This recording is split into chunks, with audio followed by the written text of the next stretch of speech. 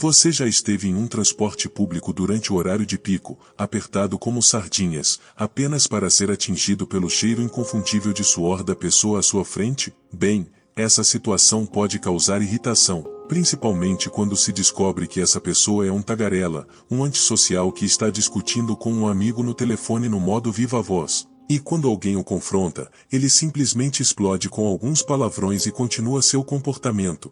Todos nós já conhecemos isso e encontramos pessoas ruins no mundo exterior. Os idiotas estão em todos os lugares. Eles estão no ônibus, no trem, na rua, em restaurantes, no local de trabalho, no trânsito e em nossa vida privada. Essas pessoas difíceis de todas as partes do mundo, e de todas as classes sociais, simplesmente não sabem como se comportar.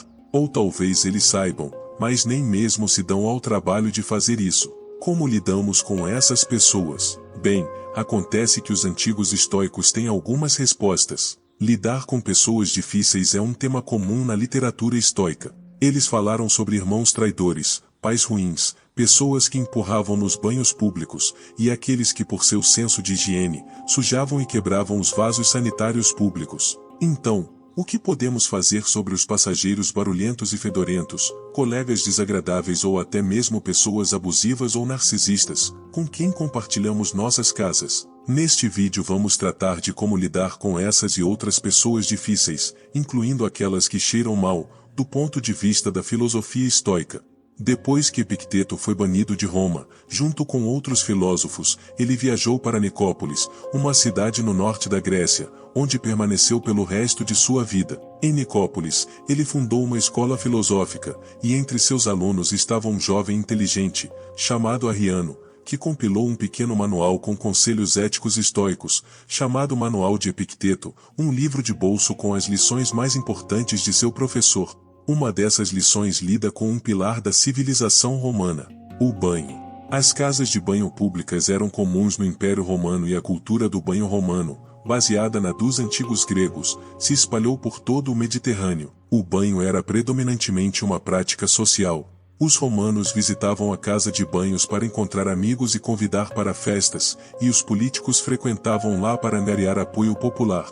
Até mesmo os super ricos, que podiam pagar por banheiros privados, visitavam os banhos públicos por razões sociais. As casas de banho ofereciam aos cidadãos um lugar onde podiam se exercitar, encontrar pessoas, relaxar e se divertir. Mas você já pode imaginar, como uma grande variedade de pessoas visitava esses lugares públicos lotados, não faltavam idiotas. Você sabe, aqueles que espirravam água de propósito, vinham para roubar, ou acreditavam que a casa de banhos era sua propriedade, e agiam de acordo. Sim, ao ler os textos estoicos, podemos perceber que a natureza humana não mudou muito em muitos aspectos, e que pessoas difíceis são um fenômeno atemporal. Então, o que Epicteto sugeriu sobre como lidar com as pessoas difíceis daquela época? Epicteto instou seus alunos a se lembrarem do tipo de atividade que estavam realizando. Podemos atribuir características específicas a cada ação. Na casa de banhos, por exemplo, existem coisas que podemos esperar ao ir lá, mesmo que não gostemos delas. Pessoas espirrando água, empurrando outras, usando expressões ofensivas, gritando e intimidando outras. Como estamos cientes desses aspectos inerentes ao banho, não devemos nos surpreender quando nos deparamos com eles. Então, o que devemos fazer de acordo com Epicteto? Ele sugere que o foco não deve ser apenas o banho, mas também em manter a mente calma e sob controle. Portanto, você realizará essa ação com mais segurança se disser a si mesmo: agora vou tomar banho, e manter minha própria mente em um estado que esteja de acordo com a natureza, que é a calma. E o mesmo vale para qualquer outra ação, pois se algum obstáculo surgir durante o que você estiver fazendo, você deve estar pronto para dizer: não, eu vim aqui apenas para fazer isso. Vou manter minha mente em um estado natural e tranquila. Eu não vou conseguir manter minha mente assim se me perturbar com as outras coisas que acontecem. Da mesma forma, podemos tratar o uso do transporte público. Que tipo é essa atividade? A viagem em transporte público é sempre tranquila e sempre há assentos disponíveis para todos? As pessoas no ônibus são sempre legais e amigáveis? Os trens sempre chegam pontualmente sem exceção? Qualquer passageiro provavelmente admitirá que essas experiências positivas ocorrem, mas não refletem completamente a natureza do uso do transporte público. Em vez disso, existem muitos aspectos desagradáveis, como pessoas tagarelas, fedorentas e antissociais, tentando evitar a tarifa, ocupando muito espaço, e colocando seus telefones no modo viva voz em um vagão de metrô lotado. Então qual é a maneira estoica de usar o transporte público? Com base no verso de Epicteto, há uma resposta dupla. Primeiro, os estoicos pensam sobre a natureza da viagem em transporte público antes de partir. Em segundo lugar, os estoicos se concentram em manter sua mente calma, enquanto participam da atividade. Portanto, se você pegar o ônibus, deve estar preparado para a possibilidade de um atraso. Se você viajar de trem, deve estar preparado para encontrar funcionários hostis e passageiros desagradáveis. Marco Aurélio era considerado um dos bons imperadores. Ele também era um seguidor da escola filosófica estoica. Como imperador, ele lidava com muitas pessoas todos os dias, incluindo algumas bastante difíceis. Algumas pessoas eram rudes e exigentes, ou outras eram injustas e não confiáveis. Ser imperador era um trabalho infernal e a responsabilidade era um fardo pesado. Imagine ser a pessoa mais influente do mundo. Muitos te invejam e tentam tomar o seu lugar, e um enorme império depende de suas decisões. Compreensivelmente, Marco Aurélio procurou uma válvula de escape, que assumiu a forma de um diário, onde ele escrevia suas reflexões. Ele escreveu sobre firmeza em tempos de adversidade, o sentido da vida, a natureza do ser humano e sobre como lidar com pessoas difíceis. Mas vamos olhar para um exemplo curioso dos escritos de Marco Aurélio, onde ele se instigava a não se deixar perturbar pelos maus odores corporais das pessoas. Ele declarou: não se irrite com o cheiro ou o mau hálito das pessoas. Use sua inteligência e lógica para despertar a dele. Mostre a ele, deixe claro para ele, o mau cheiro ou mau hálito que você, e todos que chegam perto dele sentem. Se ele ouvir, você resolveu o problema, sem raiva.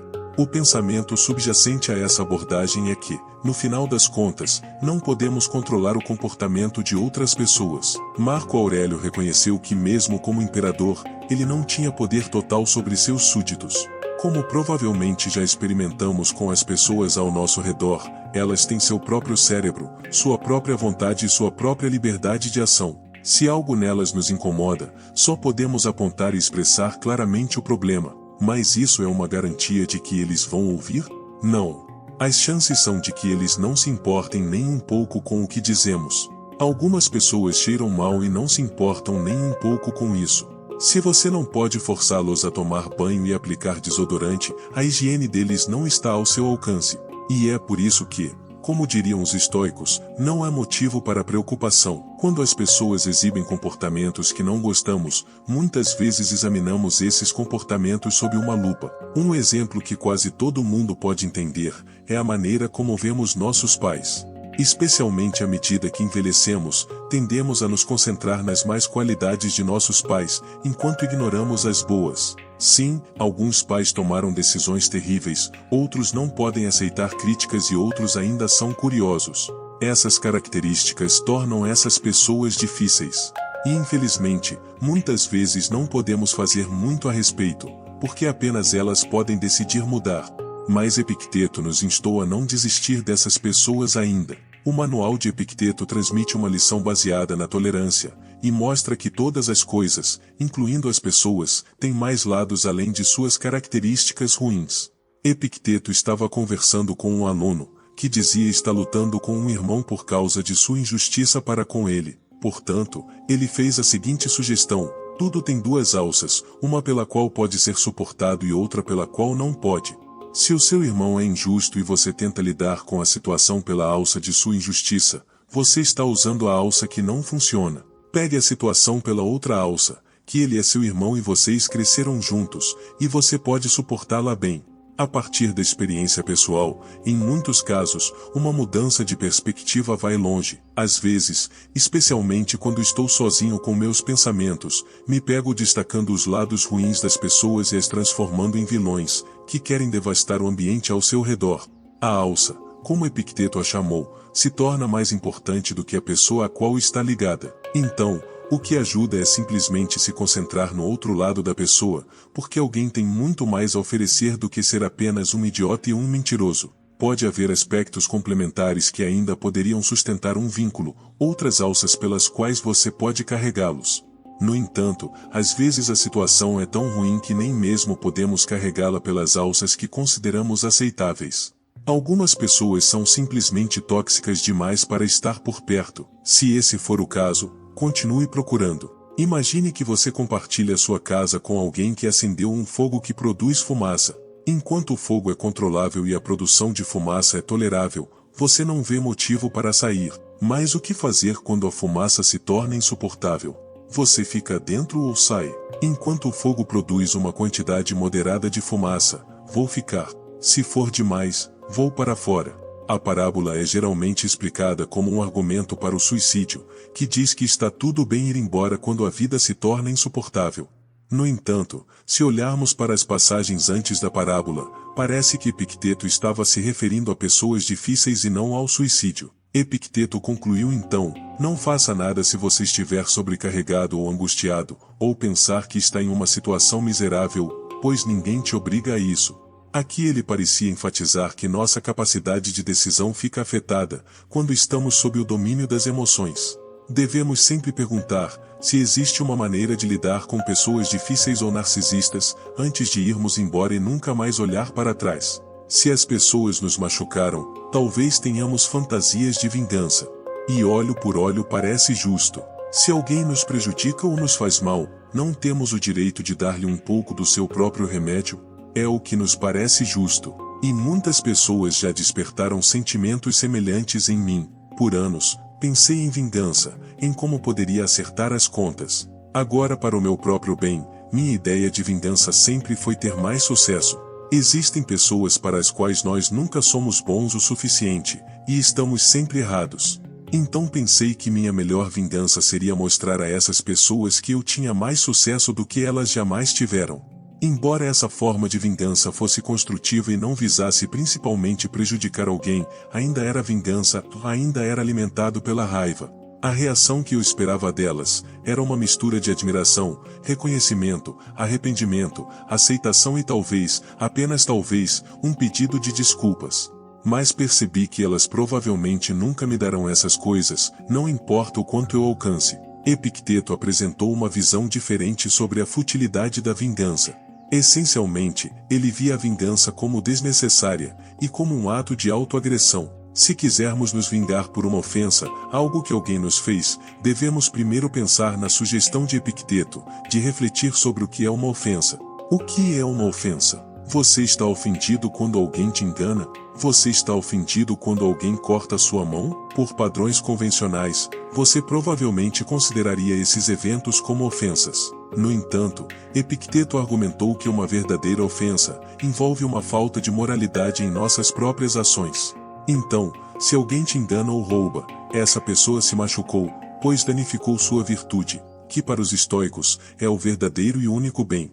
Epicteto explicou: pois se o bem está nas intenções morais, e o mal também nas intenções morais, veja se o que você está dizendo não equivale a algo como: bem, então, uma vez que ele se machucou fazendo-me algum mal, eu não deveria me machucar também fazendo-lhe algum mal? A vingança é doce, dizem, e embora isso seja verdade em alguns casos, a doçura muitas vezes é apenas de curta duração. Se virtude é o único bem ou não, é motivo de discussão. Mas, na minha opinião, Epicteto estava certo quando disse que eu me machucaria se machucasse o homem que me machucou. É outra maneira de dizer: nunca se rebaixe ao nível deles, não vale a pena.